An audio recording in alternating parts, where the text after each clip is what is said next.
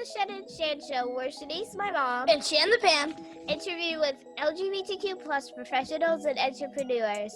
So let's get giddy and start the show.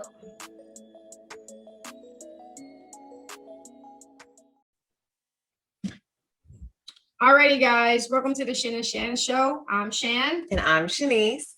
And we have two very, very special guests here with us. It's Naomi and Marilyn, and they are esteemed authors as well as owners of a very successful commercial cleaning company, Marfran Cleaning. And we are just so excited to get into their story, into this book, From Pain to Love. You can see it if you're watching this. You can see that on their background right there, From Pain to Love. And we are like, really excited to hear their journey, their story, get into their business. So welcome to both of you. Please introduce yourselves. Tell us all about you. Thank you, ladies, so much for having us. I'm Naomi, and this is Marilyn. So I'll tell you a little bit about myself. Name is Naomi Scales. I'm born in Arkansas, raised in Chicago. Came back to Arkansas to go to college. Did 10 years in the military, worked 11 years with the Postal Service, started a business when I was almost 40 years old. And decided to start a business. I'm a lover of basketball. I coached girls basketball for years.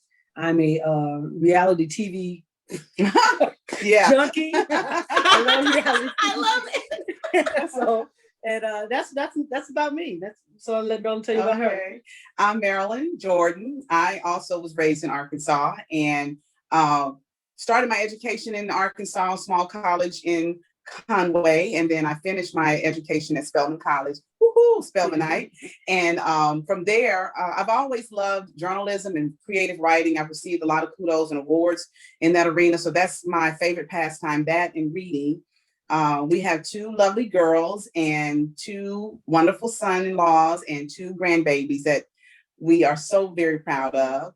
I help with the managing of the business, Marfran Cleaning, and I also am the co-author of the book. We are self-published authors. That's something we are extremely excited about.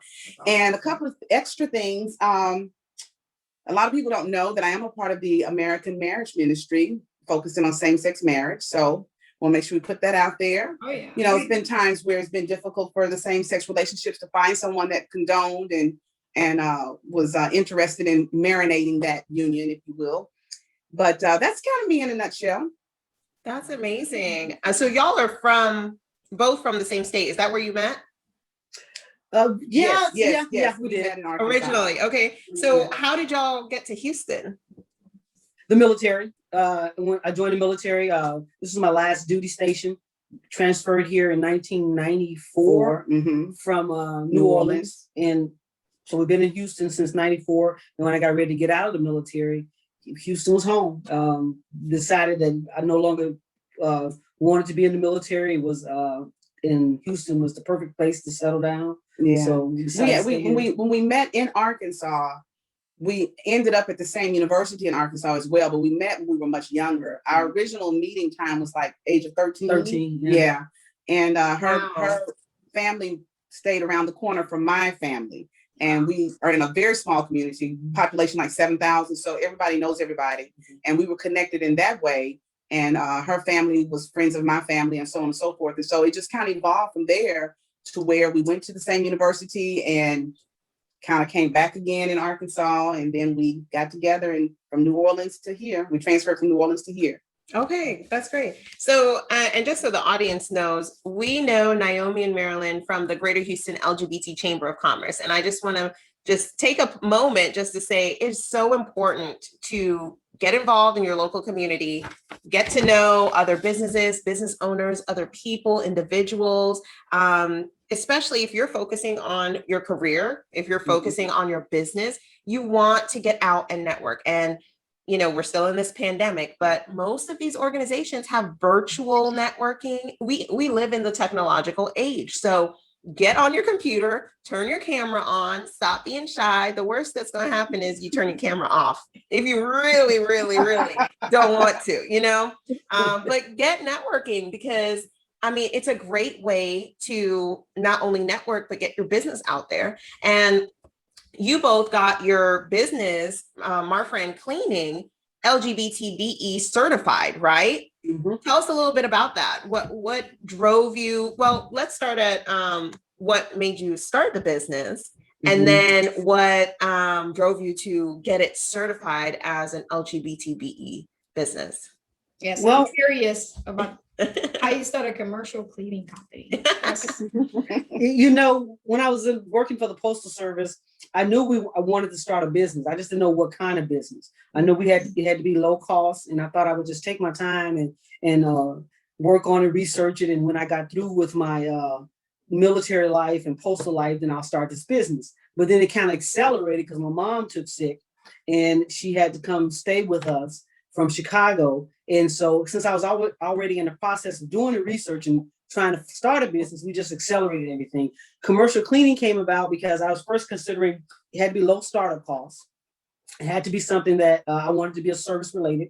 And then plus I had some kind of experience with in college. I had some experience with service industry as far as being on a construction crew, part of being of a cleaning crew. So I knew that the complexity of that business was one that could be structured to benefit my lifestyle that I was in right now, as far as still being a full-time worker. So I could work it at my own pace. So that's how it got started, and it got accelerated when my mom got sick. We decided that we need to kick it in gear and go full Monty with it. So in 2006, August in 2006, we opened up our doors, and I had one of my postal customers, clients, actually was one of my initial first employees. She, because I was still working full time, she was an elderly Hispanic woman, and she wanted to be a part of the startup. So she said, hey, I'll do the cleaning. I'll take care of it. You just deliver the mail. And so she was our first employee, and she cleaned our first buildings for us and did an excellent job and got us started. So that's how it got started with the business. Wow. And the chamber came around 10 years later in 2016. I don't know. I think we got contacted by Gary, or I saw something in an ad about a chamber being started. And then I reached out, and then Gary, contacted me, and we went through the process of filling out the paperwork to say that we was an LGBT company, and it was a very kind of intense process. I was like, man, you just can't say, that. You got to say. Yeah, definitely. You actually go through a full-blown certification, and so that was a little nerve-wracking. I mean, we were good. We didn't have anything to hide. It's just that your ducks have to be in a row, and you have to be totally legit. Yeah. So that's what we try to tell people when they show an interest in the chamber, because we have some other businesses that have asked questions, and some people do things a little differently, Right. And I wanted to make sure I add to what she said.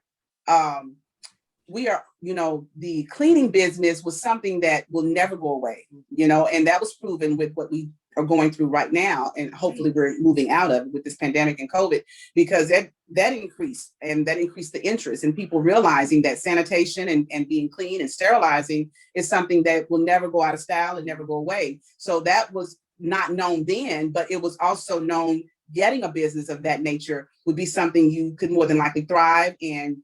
Not only are we cleaning, we want to make sure we emphasize that we're general contracting, lawn care, and landscaping. Mm-hmm. So we do have a lot of contracts that we take care of that type of servicing also. Wow, that's amazing. So the cleaning business has actually led to a lot of other add-on services. Yeah. Wow, that's amazing. So how important was it for you two as business owners, and how important do you think it's maybe for even the public to make sure that they get these certifications? Like, you are 100% woman owned, 100% minority owned, 100% LGBTBE or LGBT owned, right? Were you both in the military? No. So 50% veteran owned. I mean, you have a lot of accolades there to say, whoa, like, yeah, that's amazing. Yeah. So how important is that to you? Because I know, some people, you have all of those, but some people are really shy about it. They don't want to broadcast it, right? Yeah. But some people, they really dig in to make that a part of their marketing and help to try to, I guess, recruit more support for these businesses that are often overlooked if we don't know some of these facts. So how important is it for you two? Well, I think it's very important because a lot of major corporations and the government, diversity is becoming a major point of emphasis. They want to include people into their spaces. And so it's important to take advantage of those things that highlight you. Right. That, you know, that give you the opportunity to be in touch with these corporations, the government. So that's the biggest thing. Diversity is here. It's here to stay. Corporations want to do it. The government wants to do it. So if you are in those positions, if you're a woman-owned business, if you're a veteran-owned business, if you're an LGBT business, take advantage of those things. Do the things that's necessary to get the certifications. Because on everyone, you know, you think, a lot of people think that, oh, you see that I'm Black, so you know I'm Black. So why don't they just, you know I'm Black? But a lot of times the certification, the process is so strenuous in certifying to the government. It's telling the government or the corporation that this is a legit company. Right. They have their paperwork in order, they have their taxes in order, they have the sustainable things to show that they can do this job. Because they want diversity, they want inclusion, but they also want companies that can perform the services that they're asking for. And the certification, the companies, like the LGBT Chamber, the Veteran Association, they are doing the legwork for you to get you connected. Right. So you just do your part and get your paperwork and things in order. You want to add to that, Mom? Well, no, just that. Pretty much what you said is you probably encompassed everything, along with the fact people run from it because certification is taxing. Mm-hmm. It takes time, and it's kind of nerve-wracking sometimes because you have to gather so many different pieces of paper and being compliant for different entities of all these different certifications, and then you have to do it every year or whenever the expiration ends. And so I hear her frustration when she's renewing. It's like, they have this already. Why do I have to resubmit everything over and over? But they do that because it's a competitive area, and they want to make sure that you are serious about, you know, staying involved in being certified. So exactly. I mean, I would imagine it's like you're trying to weed out the people who aren't serious, right? Who are just, you know, if everybody could just go submit a bid and get in with a contract, I mean, there would probably a lot about quality. Yeah, well, quality, but also, are you here to stay and do the work that's necessary to keep? Yeah, so I mean, I see it as kind of like a funnel. Like let's get a thinner and thinner funnel by weeding that out. Yeah, absolutely. No, that's great. I think you made some really great points. And just business structure. It seems like y'all had your ducks in a row when it came to organization of your business, like, you know, making sure you had the tax forms and all the business forms that you need whenever you're trying to apply for things like that. And I think a lot of people, when they're starting a business, that's put on the back burner. So it's very important that we're talking to you guys about that, because that is the first thing you should get in order. That's right. As us, we were learning trial by error. So we're learning that process as well. So if you're listening to this, definitely make sure if you're going to start a business, get those ducks in a row, talk to your accountant, talk to people like you guys. Yeah. And I mean, but even from the simple fact that a lot of people these days are starting businesses without business plans, without real scope, or they have the vision. Okay, I want to get here.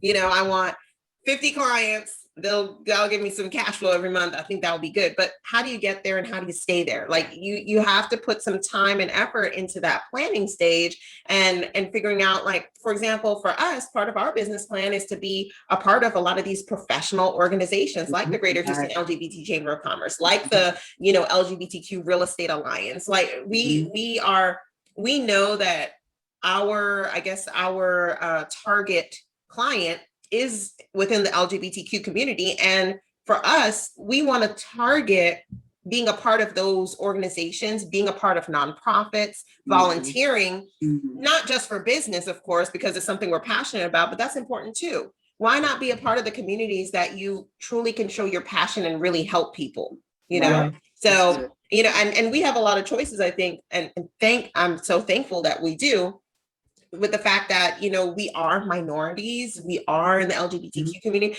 And, I've been seeing a lot more companies asking those type of questions, which I think is cool, because it's like, okay, we're starting to get somewhere with recognition that, hey, we're here. And things don't look so good if you look numbers wise on what corporations and big companies are supporting those type of businesses, because how I think society and a lot of things are set up is the people who have always been there always get the business. That's Right. it. That's it. Right. You know, and just piggybacking what you were saying about the business plan, you know, I know that sometimes people look at that as a something that you don't want to do, but that is a very focused thing. That is a guideline. That is basically when you work on a business plan, it kind of keeps you in line. It keeps you focused, and it also gets you to the point where you can see your vision. Yeah. When you write down a business plan and you start trying to implement those things, your vision starts to come focused. And then you do a business plan. Then once you get your business plan going, then you want to do a growth plan, because you want to stage your business to be moving in the process of growing. So, you know, you have a business plan, you have a growth plan, and then you engage and find people that are willing to help you. Get a mentor. You find someone. It's a lot of companies, a lot of people that are interested in helping people when they see these people are willing to do the work, and they just may need a little advice. And that's an exciting thing to have a young company or a young person, and when I say young person, that means young in the business. Not age has anything to do with young in the business, trying to get themselves in a position to put a business in order. A lot of people look for that to get involved with it, and they like to mentor and help. Yeah, she does. Yeah, and she's really good at it because she knows that's what we were lacking when we started. We just did a lot of research on our own, and we had people we did have a very good mentor early on, but there were a lot of people we found were apprehensive to give us any answers or really talk to us or give us guidance. And so that's why we're more apt to make sure we make ourselves available for people who we see are very serious about, you know, growing their business, because we know that we didn't have that readily available for us. Yeah, I'll say something to that because, you know, for us, we know when we went out to, you know, start our businesses, we have no secrets. You know, even if we're doing something right, you know, we're not necessarily like, we're not super successful or anything, or like, you know, on top of the world getting all this business. But the simple fact is like, we gravitate to people who don't have any secrets, and we don't have any secrets. We will tell you flat out what we do in our business to achieve whatever level of success it is. And, you know, a lot of people who have that, you know, like that limited, that scarcity mindset, that's really unfortunate, because you can't have all the business. For everybody. We live in a world of abundance. And so people that live like that, I don't want to be associated with that anyway. So it's amazing. And just being open to mentoring and wanting to help is going to help your business blossom and grow. That's right. You know? Yeah, Absolutely. I mean, I think we come from a standpoint of give. Like, let's figure out how we can give first before we start asking for favors or asking for help or whatever the case may be. And I guess that's something that I would say to anyone out there is, if you're trying to break into an industry or you want to learn more about something, like, figure out how you can give first, figure out how you can be of value first, figure out how you can maybe intern or volunteer some of your time to help somebody that you would love to be mentored by. And then that relationship can hopefully become reciprocal. You have to show value. It's kind of just like with the certification process. It's like they have to vet you. You know, you have to give a little bit of time, a little effort, get a little frustrated first, and then you're given so much more afterwards, right? So, and once we got with our first official mentor, it was off the races. Off. It was off. Because she was very dedicated to making sure that we learned, that we grew, and that we understood the whole process of the business. And she was very involved. Because she had a whole staff. She had a whole staff available to us. She made a point to also be available to us. Wow. So that's the thing that we want to do. We want to be that to someone else. We want to say that there's a big pot of stuff out there. So this big world out there, this big business world. And if we can help someone, we want to do that. We want to pay it back. Yeah. And did you guys seek your mentor out, or it was someone that just happened to come into your life? I think she seeked us out through a program it was through the hub. It was hub through the state of Texas. And I think she was looking for a woman-owned, minority-owned company, because that's what she was. And she wanted a company that we had been in business for a couple of years, and we were growing. And so she did do some research on us, and she seeked us out.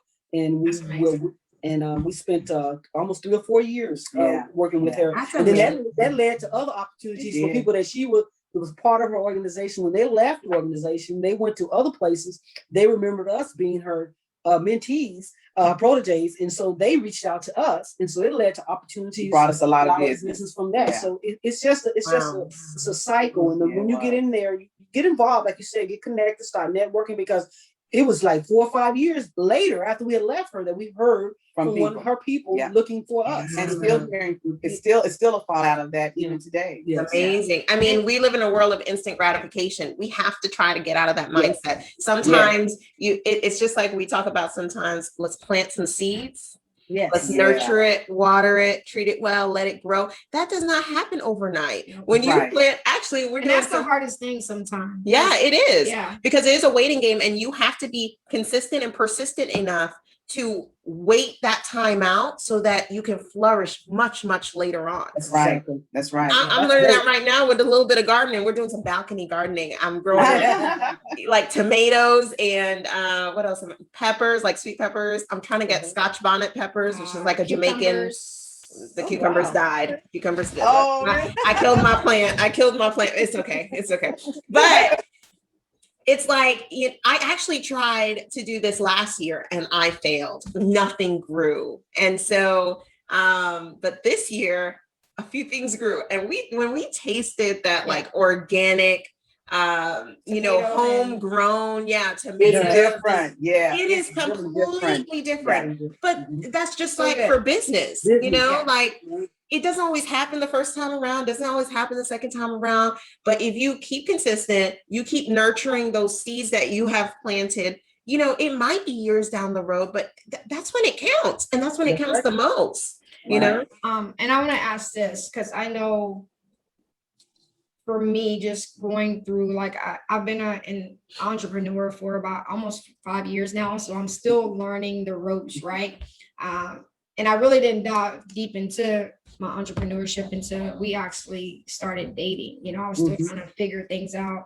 But when you got the mentor, how important is it to be open and receptive to the information and not be afraid? And because our podcast is mainly to inspire entrepreneurs and business professionals. So I think that's a very important question that I think the world should hear. That's a great question. And I'm going to be open and honest with you on that. When we went to our mentor, we were in the middle of a tailspin as far as some issues with the RS. And we were hesitant about mentioning that to her.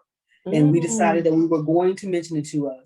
She took that information, she accepted it, and she realized that this happens.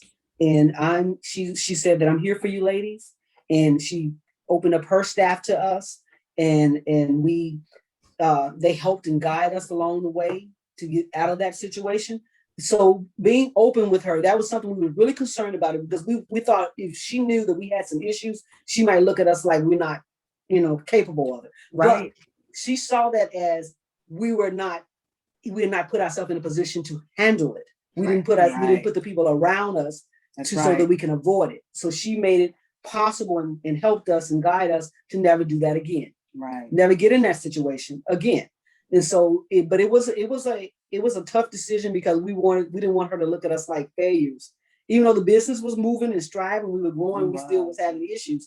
And so she was like, no, let's just grab this thing. Let's get it. Yeah. And we'll work, and I'll work with you, and we'll get it straight. And my people will be available for you.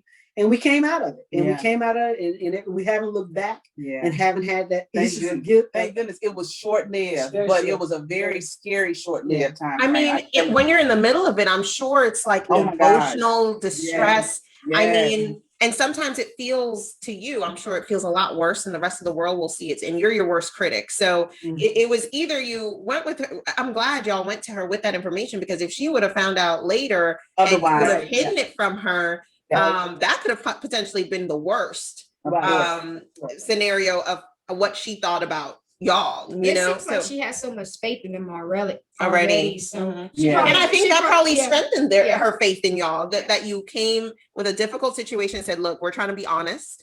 You know, Right. we're not trying to be deceitful. We want you to know this, as hard as it may be. And it wound up being something that helped you through Right. that situation. So that's And amazing. to add to that, when you were asking about how do you become transparent and open to trusting the mentor, you must vet. Even though they reached out to us, we still needed to vet them because we were in the same industry. We were both in janitorial cleaning. So you do want to be careful with that. Even though they were larger and a bigger company than we were, you want to be careful. And that was my reluctancy. Right. I didn't want to put all my business on the table because they're bigger and badder than us. That was how I saw. And I felt like we could get some things taken or, but you have to get out of that. You have to get out of that because what's for you is for you. And you just have to keep that mindset. And because we vetted her and we found that it was legit and it was all good and she had a sincere interest in us, then we were able to move forward and be able to share all those details. Yeah. And when business, don't ever think that, when you see a company that's successful, been around 15 to 20 years, and you're looking at them, you're seeing them on paper, you're seeing that they're doing well. Business is it's a wave. It's an ocean. Yeah. And you never know what that company has gone through, some of the things they've faced. And so having issues, especially with the RS and things that you're not familiar with, that you've never had to deal with before in your life, those are not failures. Those are opportunities for you to grow, to learn, but you have to be willing to seek out the help, ask for the help, and be open to whatever they tell you. Be ready to do the things and people that give you the advice. So that, that was a very shaky time for us. It questioned our business ability. It made me question myself as a leader. Was I failing my employees? Was I failing my family? But it was things that I just had not been taught. Right. And when I got the leadership and the guidance, ever since then, I don't fear those things anymore. I've equipped myself. I'm ready for that. I'm ready for the next thing to happen. Yeah. It won't be this one. It'll be something else. Yeah. And it will be something else.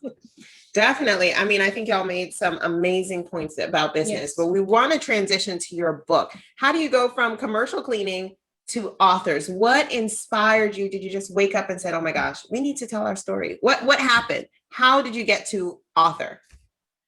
Well, like I said earlier, when my mom came to be with me, she started getting sick. She was diagnosed with early dementia at a very young age. And so I started just trying to journal her journey, trying to keep track of her activities and just trying to stay abreast of everything. And so I said, I'm gonna write a book about her, and that's where it started off. I was gonna write about me and my mom.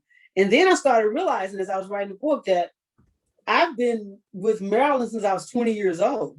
Wow. And so here now, I can't have a book with her not in it.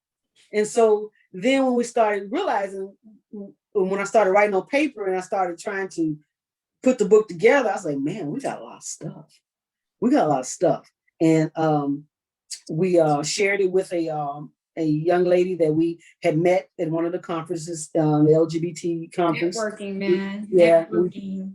We told her about it. We had a book we wanted to do, and I asked her, could I just show it to her? And she looked at it and she said, this is amazing. Y'all have a story. And then we showed it to another editor and she said, hey, I think you girls should do this together.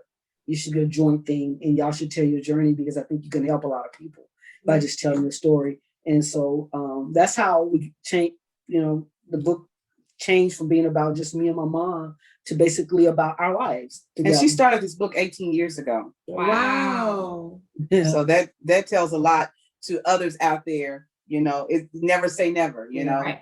I never quit on That's your right. dreams. Yeah. 18 years of love going into this book. That is amazing. So no, more than 18, right? Well, 18 years of work on the book because you started it 18 years ago. That's amazing. Yeah. And so what type of story is the book telling and how do you think it can really help people?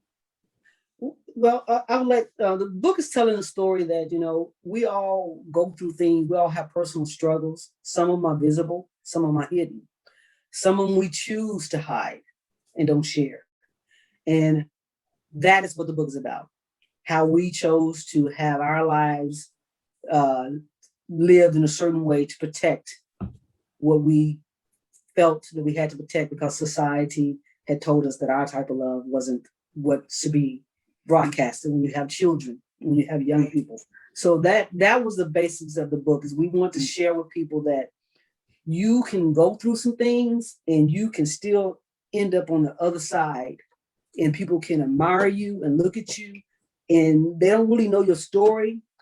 But when you share that story, someone may have had those same struggles, some of those same battles, and they can see that they can come through it as well. So that's what we're hoping for. And it's emotional for Marilyn. And I don't want to, oh Lord, I don't want to do that. No, okay, let it I out. mean, that's your heart and soul. I Yeah. mean, it's gonna touch so many people Yeah. because this story is still being It's told real. today. It's Like real. people are Especially still in our going community. through these things today. It's very relevant. Even though you started this 18 years ago, it's so important. And a lot of people are still emotional because society still look Yeah. at us, look at many different communities as if it's just it's not acceptable, it's not okay when we're living lives in love. And you know, But it's the pain from that rejection sometimes Yes. it's really hard, and I don't think people realize you know, just how we just don't feel accepted in a society and trying to prosper like everybody else. And so Right. to be able to put this into a book and allow people into your life, first of all, you're vulnerable. So I know that's emotional. That would be something I know. I always say I wanted to write a book or even a movie about my life because most people don't know my journey, right? And so I kudos to you guys for being vulnerable because some people are not accepting, and you're able to hopefully change, even if it's just one person. absolutely. One Yeah, person. we have received an overwhelming amount of support and feedback of differences that we've made in people's lives. And that's what a lot of my emotion is from, along with the journey we went through of being secret. And when I say secret, this book will share a lot of that. But on the surface, I can say that I lived a complete lie. And when I say a lie, I'm not talking about I was in the closet and I was being secretive about our life. I made up a whole nother life outside of what we had. Right. And that was primarily to protect the girls, because with them growing up, we saw living in New Orleans what we would have had to deal with, because we were not being as secret in New Orleans and we were being a little bit more outward. And it was a backlash that was not going to be okay, you know, and particularly for the girls. And so when we relocated to Houston, we just knew we had to do it differently. So I get emotional for those reasons. The feedback that we received on what a difference we've made on people who have gone through a journey similar to ours, as far as, you know, not being able to live out loud. And then the flip side to it, in what I actually went through personally. We went through it together, but my personal journey is so, I don't want to say dark because that makes it negative, but my personal journey was so difficult and so hard for me that being out now is just, I can't even put it in words. It's so liberating. And that's why this book has so many different stories in it, from caring for our aging parents and rearing the girls and the love story and all that happened within that. Wow. I mean, I feel every single bit of your emotion, the love and the book. I mean, it's just, I know that this book helps tons of people because we're still out here struggling. There are tons of people still living a lie. They're living a lie sometimes at home. They're living a lie at work. They're living a lie when they go, it's constant. And it's a lot of that is from being in a protection mode. Like, oh my gosh. But if I say who I really love and what I love to do and whatever the case may be, well, I'm going to be an outcast and I'm going to burn every single bridge that I worked my whole life to build, right? And that fear is crippling. It is. This show is supported by the Empower team. You're Queer Real Estate Professionals. Based in the Houston, Texas area, we can help you buy, sell, lease, or invest in Houston real estate. If you're not in the Houston area but want to start or add affordable rental properties to your portfolio, we'd love to help. And if you're looking for homes in your own area, we can still help you find an LGBTQ plus friendly real estate agent, a service we provide for free. Please reach out to us at homes@empowerteamtx.com. That's HOMES at EMPOWERTEAMTX.com. And hopefully, even if it doesn't inspire them to come out and be themselves, at least if they're still living that lie, they can feel comfortable with living that lie.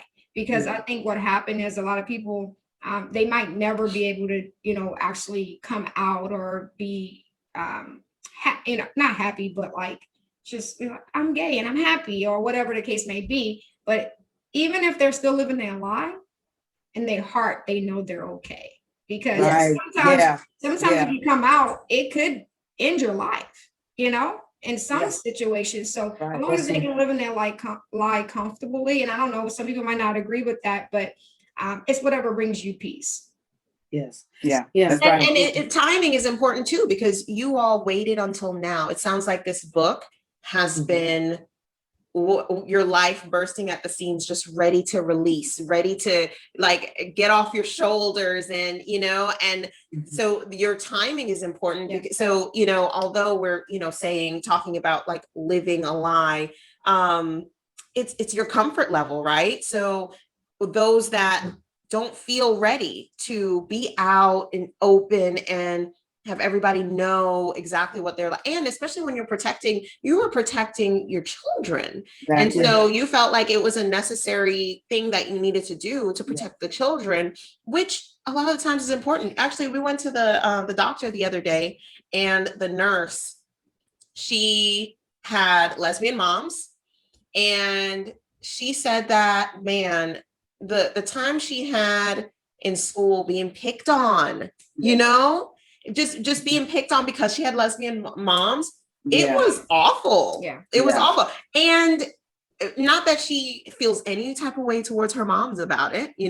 Kids can be mean. They're gonna find something to pick on you about. But the fact that she even expressed that to us, I was like, wow, I've never thought of what is it like in this day and age, or even 20, 30 years ago, having gay parents and that being visible and open about. You know what I'm saying? And not saying that it's the worst for anybody, but it can sometimes create new challenges for so I understand exactly why you felt like, okay, we're going to raise them in a bubble. We don't and that's exactly what we did. And we were everywhere we were sisters. That's what we told everybody. And the girls call her auntie. And that's what it was always known. And we were sisters. And so no matter what they thought, because of the appearance or our interaction with each other, they could assume something else. But we were always introducing ourselves as sisters. And we could do that because we had moved away from the community that knew better. But it was always a little nerve-wracking when people would come to visit to New Orleans or areas, and it was like, okay, they know we're not sisters, but we're going to bring other people that do live here in the circle. And it was just horrible. It was hard. You never know what was going to be said or what was going to come out, And another point where you were saying about, this timing, I hope that people will take from the book, if you are choosing to not, come out in your life, whatever, just, take a look at the book, because whatever choice you do to survive, that's your choice. But also know that somebody else may have did something similar to you, similar that you did, like we did. And we all right. We came out all right. Right. So do what you need to do to survive. Do what you need to do to protect the loved ones in your life, but also know that it's going to be okay in the end. It's going to be okay. As long as you just keep hanging up, but do what you need to do to survive. Don't let anyone pressure you to say that you should raise your kids a certain way, or you should tell them this, or you should tell them that they're this. That's not them for them to tell you that. You do what you do to survive and keep your unit safe, and that's what we did. We were not only protecting our girls, we're protecting. I was in the military before Don't Ask, Don't Tell. Wow. And then I was in the military when Don't Ask, Don't Tell started. And everyone thought that would be something that would relieve it. No, it didn't. It put a target on your head, because now people had black male gold. They had, I'm going to tell. And I witnessed a lot of my friends who were also gay, tried to have relationships with someone that they would meet in town. And as soon as something would happen, as soon as they have a falling out with that person, it was threats of, I'm going to your commanding officer, I'm telling you. Wow. So that, it's a lot. It's a lot when you're in the military. And thank goodness that's changed. Thank goodness that's changed. But so we were protecting a lot of things. We were protecting our lifestyle. We were in the South. We moved from Louisiana to, we thought New Orleans was a little open and liberal. We still got called all kind of names there. So then we leave there. We moved to Texas, a more conservative state. And here we are now. So we're in the South. We got girls. We're in the military. She has a job to protect. So we had a lot of things that we felt that we had to keep in private. And we chose to go that route. Because it is our life, but yet and still we had two other lives that we were responsible for. And then the girls were babies early on, and then there was the risk of the biological dad, which we dealt with that, saying that we were rearing the girls in a lifestyle that was not acceptable. So that was the threat of losing the girls. So it was, all of that. So yeah, you do what you need to do to survive, but just also know that there's some people that's out there that did something similar to you or did something similar that you done, and they made it. Right. Yeah. You can make it. Yeah. You can make it. If you want to come out and say you're proud and loud, get your community, get you some support, get somebody that's going to be there in your corner. If you want to do it that way, that's fine. If you don't want to do that, know that you can make it and come out on the end with a big rainbow. You can do it. Yeah. And what branch of the military were you in? I was in the Coast Guard for 11 years. Yeah, okay. Our last guest was a military vet for 35 years. So you should check that interview out. As well. She's an author as well. Yeah. Yeah. Oh, interesting. Okay. Yeah, it's Check it out. very interesting. So a lot of it's crazy, and also in Shan, she heads up our real estate business. She is actually attracting a lot of LGBTQ plus military veterans and active duty. I mean, tons. And we don't know. I just feel like, sometimes the universe, it just works in funny ways. And, a lot of these people that Shan is working with, we see it all the time. Oh, this is my cousin. Oh, this is my friend. This is my roommate. And then when Shan starts talking about me, they're like, oh, well, this is my partner. Like, this is, and you see like the weight lifted off their shoulder, because out there, like in the real world out here, you don't know who is ready to judge, who is ready to, try to almost like hurt you or do something negative or react negatively. And so it's nice to have the fact that many of her clients are actually wind up being in the community, and they're just like, they're 50 million times more comfortable. How comfortable they get once. And usually I like sending my card visually. And I know we shouldn't judge, but I'm like, I have on a bow tie, a vest.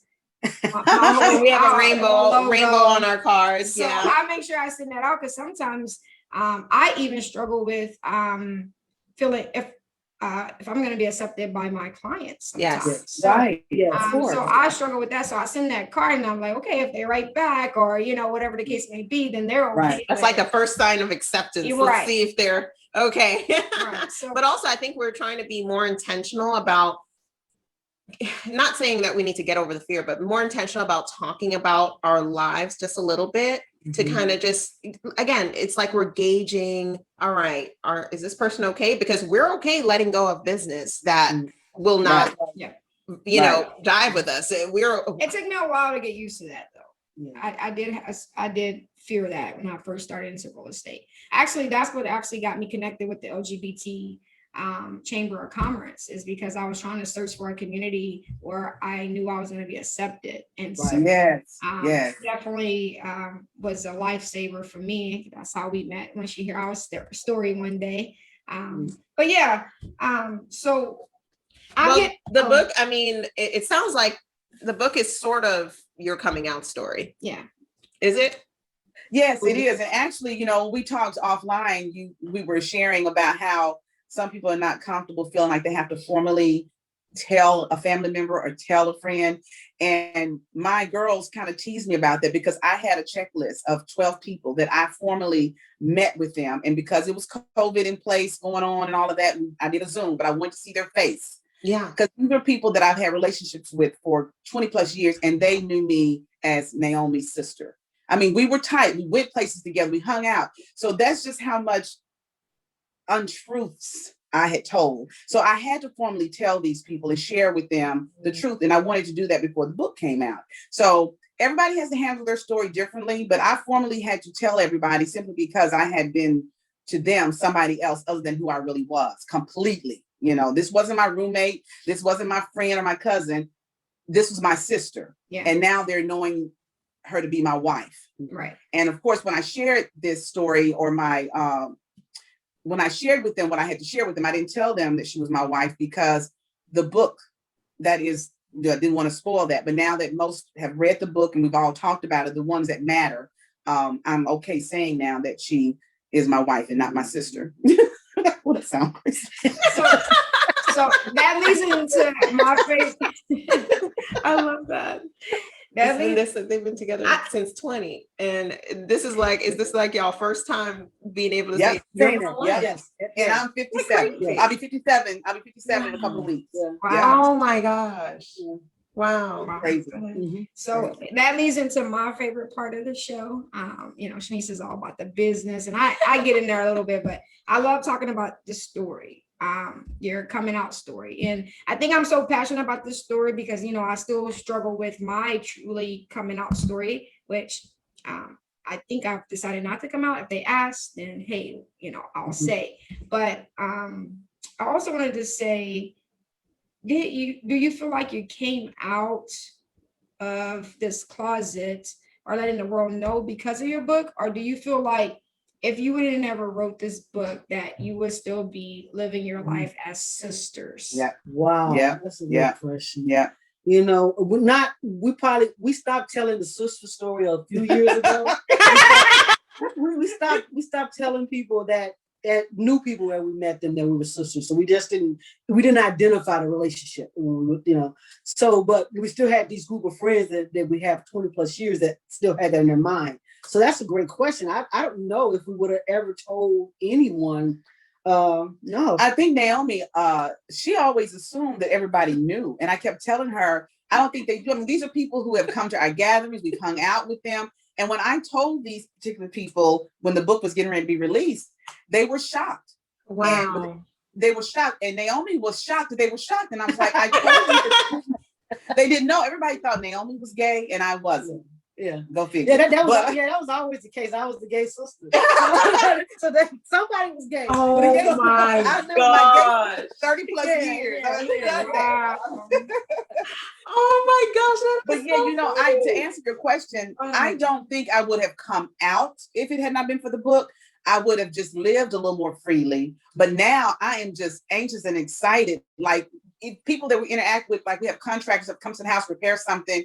And they'll say, oh, and people seem like they're more apt to ask, who is she? I mean, I've never known that to be something somebody asks you, so I say, and I'll say it like that. That's my wife. And I look right at them, to see what your vibe is. Yes, because you can exit if you got a problem with it. So I find myself being really, it's just different now. So that's why it's more of a coming out for me, and the book allowed me to be okay with that. Just to tell you a real quick story. So we have an elderly neighbor that I see every morning that I walk with, and we walk and we talk. And she asked me one day out in front of the yard in the house, asked me, did I have a husband? And I said, no. I just said, no, I don't have a husband. And then 2 days later, she saw Marilyn out in the front yard. And she said, where's Naomi? And she said, did she ask, did you have a husband? She said, where's Naomi? So she's at home. She said, is that your sister? I said, no, that's my wife. And she said, oh, your wife. I asked Naomi the other day, did she have a husband? She could have told me she had a wife. I don't need a wife. I can't stand my husband. I said, oh my God, too much information, but okay. That's too good. I love it. So, wow. So let's talk. I know I have a question about the girls, but I want to ask this question first. With the relationships that you the friends that you had or family that you had that you did come out to, how is those relationships? Did you lose some, or was everybody accepting, and or did some people kind of distance themselves? How is that for you guys? Well, let me just tell a little bit about the family. It's kind of weird. The family kind of knew. I mean, they knew because they know us, but they know we're not sisters. They know we're not sisters. So, and they kind of protected that. They kind of protected that when people came around. They didn't expose. They didn't holler out. They just, I think they just went. They knew that we were raising girls, and they knew that they were not going to do anything to harm the girls. And so they would come to functions, they would come to graduations. Yeah. They wouldn't run around and tell everybody, they ain't sisters, you know that. So it kind of was just like they just came along with us. So they was walking this journey with us, kind of waiting for us to say, come out and say, hey, you know, we're officially together. Yeah. So no, with the family, it wasn't we lost anyone. Well, that with your family, my they kind of knew. Yeah. My family didn't know. My family thought that she was just my best friend, and we were living together because it was just something that made sense, and that she was the godmother of my girls, and she was ancient to the girls, and she was their other parent.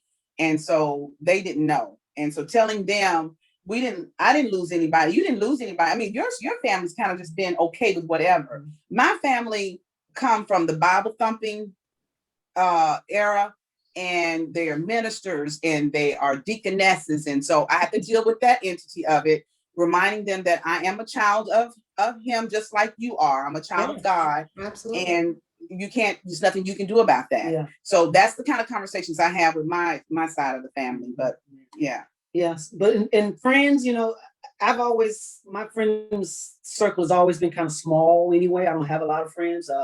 And the ones that I have, we've been friends for years, you know. But when I would meet new friends, some of them would, you know, assume that Marilyn was, you know, not, you know, my girlfriend. And then I had people in the military that I trust, that were vital in our relationship and keeping a secret and helping us. And they took that job with honor, and they cherished our relationship. They didn't blurt it out. So we've been very fortunate in that part, that people have respected, not trying to just friends, right? Friend, not real friends. Now we've had other people that you know, holler out stuff and see you in the military, and they'll say stupid stuff to you. But the real friends, they honored and respected our relationship. Yeah. So that's amazing. All right. So how does your girls feel about it? Well, feel about the book, or the book, or just the whole journey. Yeah. Yeah, the whole journey. Well, we told the girls about, I would say about 10. We came straight out and told them, because in our household, all they saw was love. You know, all they saw was love. Marilyn and I didn't have what you would call a open, affectionate relationship. We wasn't, you know, when we were together as a group. So it's so they kind of just, you know, went along with what was happening in the house. They saw that they had two moms and had two parents. They didn't see us, they didn't associate as romantic as a relationship. And I think now that they're older, because they are like 36 and 31. Mm-hmm. Now that they're older, they share now with some things that were said as they grew up and playing basketball, and some of their classmates that they ignored because they didn't know that we were a couple. And people would say, you know, your mom and your auntie are together. And it's like, get that from me. That's my parent.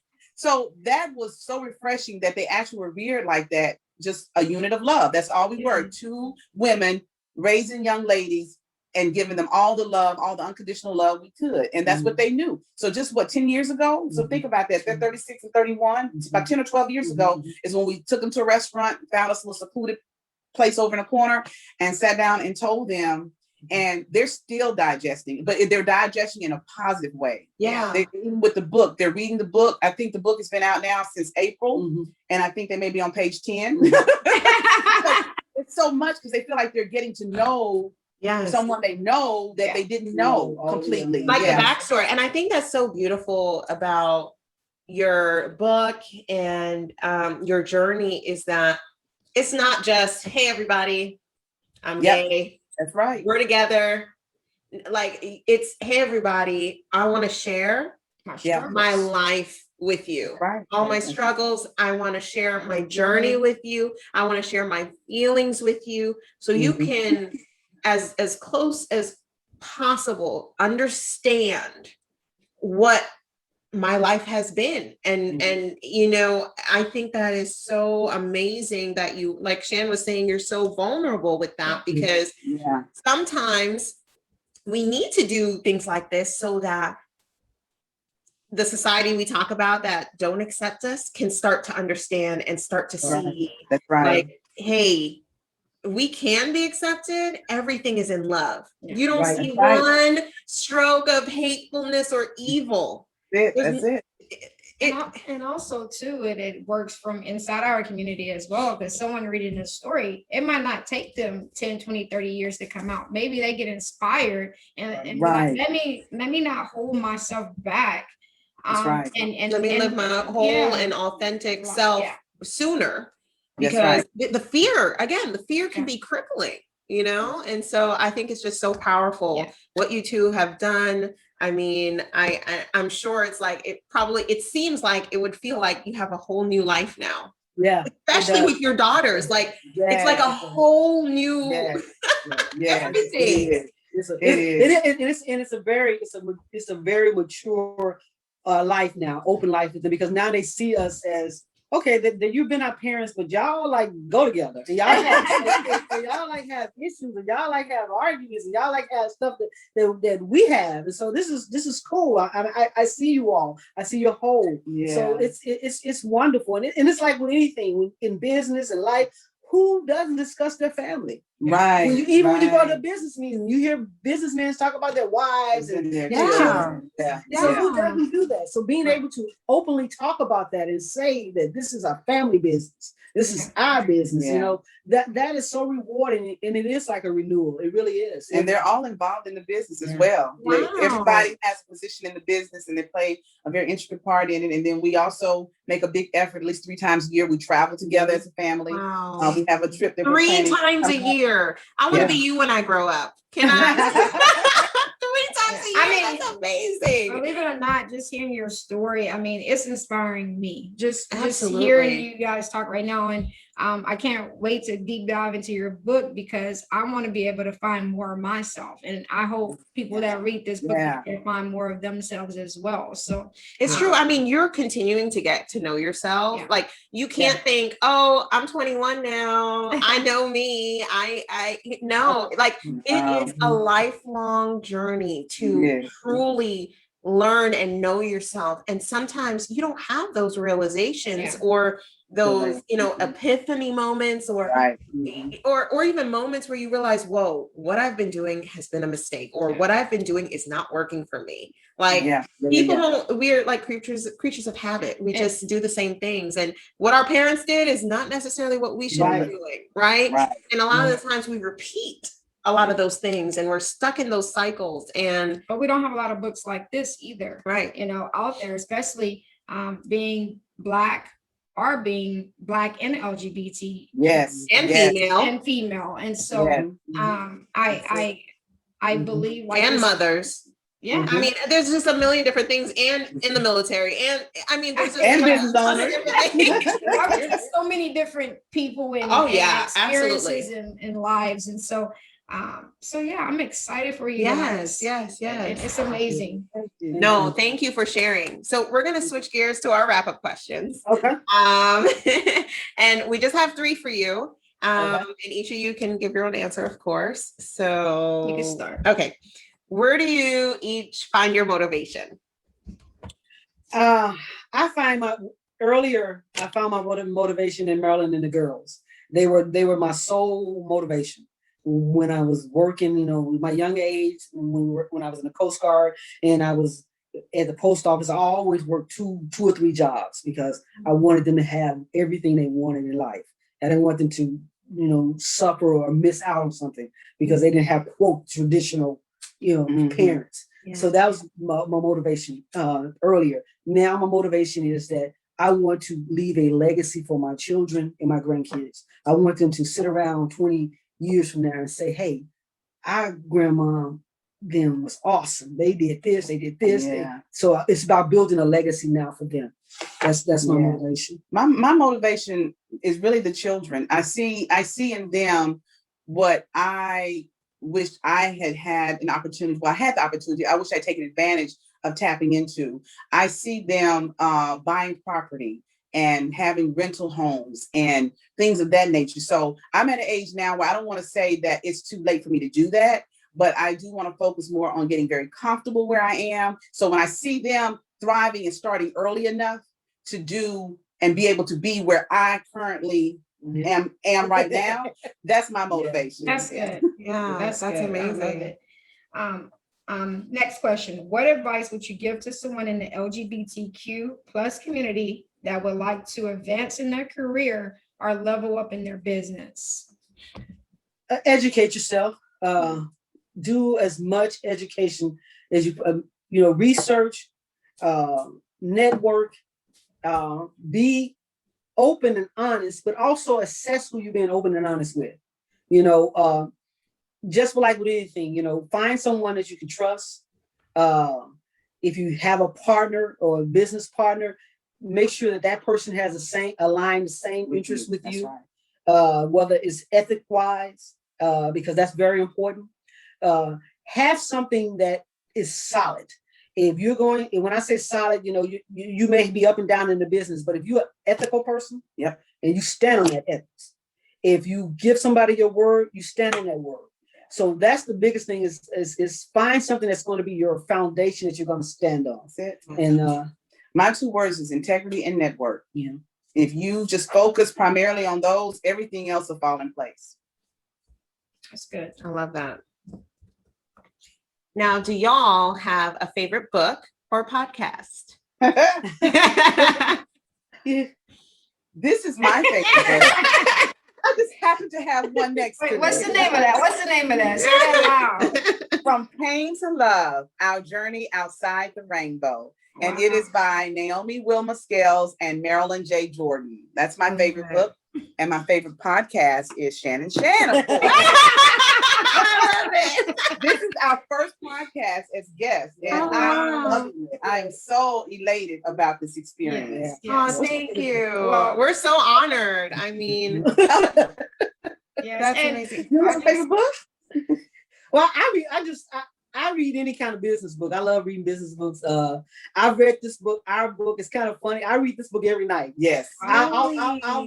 I'll read whatever book I'm currently reading, and then I'll flip and read a couple pages of this. And Marilyn keeps like, "Why do you keep reading that book?" I can't read. I've read it once. I can't read it. I get emotional, and then I get mad at myself because I cannot not get emotional. And I don't know why. I don't care what chapter I read or what page. I'll just start, Yeah. Oh my gosh, I love it. That's amazing. Man, it's been amazing interviewing you too, and I feel the energy, and I feel like everybody that we end up getting on our podcast, it's just the energy, the positive energy, the just goodness they want to do in the world. It just comes out, and I get that same feeling with you guys, and so I hope, just as a co-host for this show, that we can just continually get people that bring your type of love and joy to the world. And so, like I said earlier, people like you are making our world a better place. Right. We're teaching, y'all are talking about education. Through your book, you're educating our society, and that's so important. It's a ripple effect after that. So I'm so grateful. Mm-hmm. Well, if you guys getting, you feel that energy from your guests, that's because you guys are giving it all. That's right. I was going to say that. Yeah. You make it comfortable. It's like sitting down and having a conversation. So you guys are giving that energy. You're feeding that energy. So thank you. Now, please tell our audience how to get in touch with you. Okay, you can reach us. We have a website, www.marfrancleaning.com. You can reach us via Instagram with Marilyn. She's Black like Marilyn. Black like Marilyn. And you can reach me on Instagram at Wilma G23. We have a book website. We have a book website that's Naomi's W Scales and MarilynJJordan.com. So that's our platforms out there. And the book can be purchased on Amazon. And you can get the Kindle hardback or paperback there. And you can also get the hardback anywhere you can purchase a book. That's amazing. I love it. Well, we just are so grateful. Thank you so much for being our guest today. We are really looking forward to seeing this book. I mean, make it not just take off, but also make a difference in so many people's lives. I'm so excited for it. I'm excited for you. I'm excited for even your new journey in life. Like that's the most heartwarming part about it. Yeah. You know. Thank you. So Yeah, that is. Thank you, ladies, Thank you so much. Thank you. Thank you. thank y'all. Alrighty, Bye. thank you. Bye. Thanks for watching. Like, subscribe, and share the video to your friends. In the comment section down below, write how good the video was. And if you're listening to the podcast, make sure to hit a 5-star review. Bye.